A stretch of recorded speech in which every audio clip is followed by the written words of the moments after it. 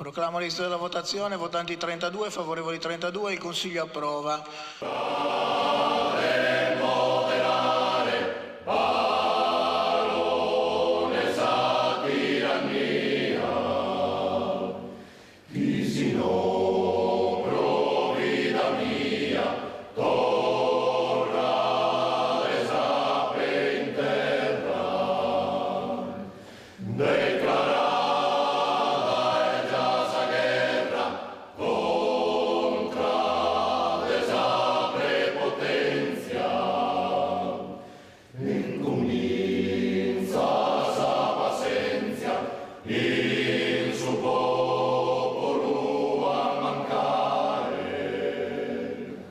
L'inno de su patriotus ardua sus feudatarios diventa l'inno ufficiale della Sardegna e questa decisione arriva in una giornata importante, il giorno del Sadie de Sardegna. Sì, diciamo che non è casuale, è stata proprio una scelta voluta che in occasione di Sadie de Sardegna si portasse la legge che istituisce come inno sardo Procurate moderare. Credo che sia una canzone identitaria in cui ci si possa riconoscere facilmente, che è ancora pienamente attuale, perché le angherie, i soprusi che la Sardegna sopporta ancora sono reali, quindi che l'invito a una ribellione continua contro questi soprusi e per una situazione di giustizia migliore, ugualitaria, siano ancora validi. Quindi un inno che riprende appieno quelle che sono le aspirazioni del popolo sardo anche oggi.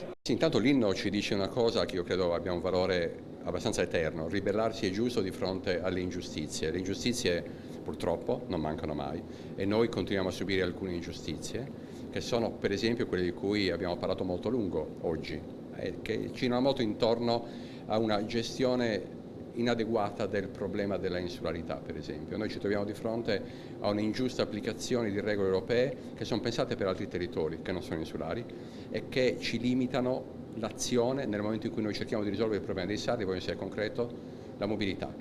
Molti sardi pensano che è la responsabilità della regione il fatto che non ci siano sufficienti voli. La verità è che è la responsabilità di regole europee che limitano enormemente la nostra possibilità di finanziare i voli, il numero dei voli che noi riteniamo adeguato. I soldi li abbiamo, il paradosso è che non riusciamo a spendere. Ci serve, come dire, il potere di disegnare le politiche che sono davvero la risposta giusta alle nostre aspirazioni, per esempio a quelle della mobilità, quindi un diritto fondamentale. Oggi in aula ci sono anche gli emigrati, stamattina c'è stata la prima messa in lingua sarda. Quest'anno Sadie de Sardegna assume un significato ancora più forte.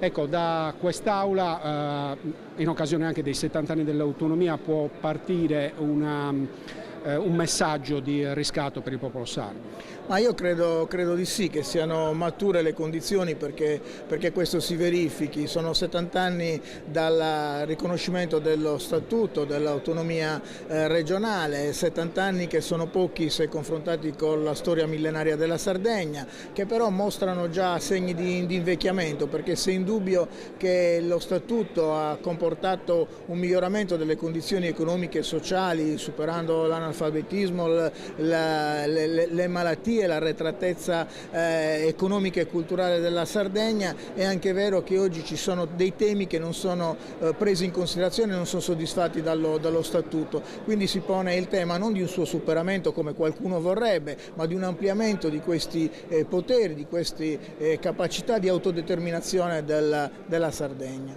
Sadie de Sardegna quest'anno è un'occasione particolare perché si festeggiano anche i 70 anni dell'autonomia della Sardegna. La FASI, la Federazione degli Emigrati Sardi, non è voluta mancare a questo appuntamento.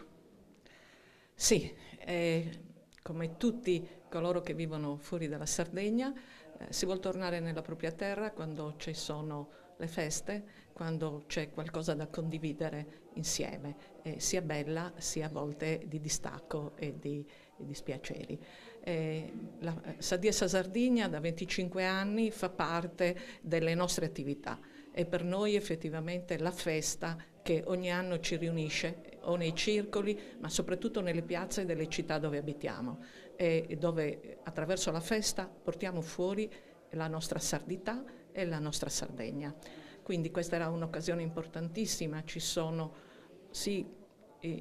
anniversari che cadono nello stesso anno. Voglio ricordare anche quello dei 100 anni della fine della Grande Guerra, dove nasce l'idea popolare, passa dalle classi che avevano portato avanti fino allora quest'idea, passa nelle trincee, passa nell'unità dei soldati, dei contadini, dei minatori che si trovavano in quelle trincee. Lì nasce l'idea di essere un popolo che può governarsi, che può essere autonomo.